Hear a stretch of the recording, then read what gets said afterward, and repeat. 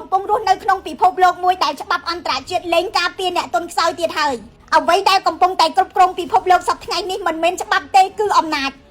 ដែលផ្អែកទៅលើច្បាប់ព្រៃសូមក្រឡេកមើលអ្វីដែលបានកើតឡើងរវាងប្រទេសកម្ពុជានិងប្រទេសថៃនៅពេលដែលថៃចោទកម្ពុជាដាក់មានថ្មីនៅពេលថៃចោទកម្ពុជាថាឈ្លានពាននៅពេលដែលថៃយកលេសស្កេមអនឡាញទម្លាក់គ្រាប់បែកលើកម្ពុជាថៃមិនរងចាំអាញាកណ្ដាលអន្តរជាតិមិនចាំការស៊ើបអង្កេតរួមគ្នាហើយក៏មិនចាំការផ្ទៀងផ្ទាត់ដោយអព្យាក្រឹតដែរថៃបានប្រើកម្លាំងយោធាទាំងកំរោលទ័ពអាកាសថៃបានចូលវាយប្រហារជ្រៅនៅក្នុងដែនដីកម្ពុជាលើសពី100គីឡូម៉ែត្រពីព្រំដែនទីតាំងប្រវត្តិសាស្ត្រត្រូវបានខូចខាតជនស៊ីវិលកម្ពុជាស្លាប់ជាង20នាក់របួសប្រហែល80នាក់និងភៀសខ្លួនជាង60,000នាក់កម្ពុជាបានស្វែងរកកែវភ្នែកយុត្តិធម៌ពីច្បាប់អន្តរជាតិកម្ពុជាបានទទួលយកការសម្របសម្រួលព្រមឈប់បាញ់ព្រមឲ្យមានការត្រួតពិនិត្យផ្ទៀងផ្ទាត់ពីភាគីទី3ក៏ប៉ុន្តែថៃមិនព្រមទេថៃប្រើអាវុធជាង10ប្រភេទវាយសង្គ្រោះខ្ទប់ដង្ហើមកម្ពុជាមានទាំងយន្តហោះចម្បាំង F16 Gripen T50 AT6 ដ្រូនអត្តឃាតដ្រូនទម្លាក់គ្រាប់បែកដ្រូនទម្លាក់ភ្លើងដ្រូនបាញ់ផ្សែងពុលប្រព័ន្ធបាញ់រ៉ុកែត DTI-2 កាំភ្លើងបាញ់គ្រាប់បែកដៃ M79 កាំភ្លើងត្បាល់60មីលីម៉ែត្រ80មីលីម៉ែត្រកាំភ្លើងយន្តធុនធ្ងន់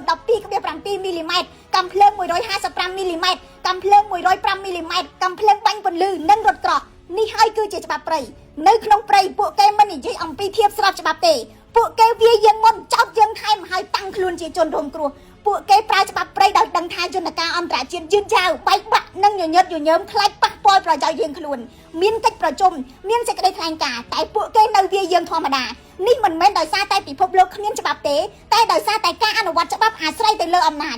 បទពិសោធន៍លើកនេះបង្ហាញច្បាស់ថាពិភពលោកត្រូវបានគ្រប់គ្រងដោយកម្លាំងឥទ្ធិពលនិងការត្រៀមខ្លួនការអាណិតអាសូរគ្រាន់តែជាការទូតប៉ុណ្ណោះផលប្រយោជន៍ទៅជាការពិតនេះមិនមែនមានន័យថាកម្ពុជាត្រូវបោះបង់គុណធម៌នឹងការទូតនោះទេក៏ប៉ុន្តែកម្ពុជាត្រូវច្បាស់ថាគ្មានអ្នកណាជួយយើងទេបើយើងមិនខ្លាំង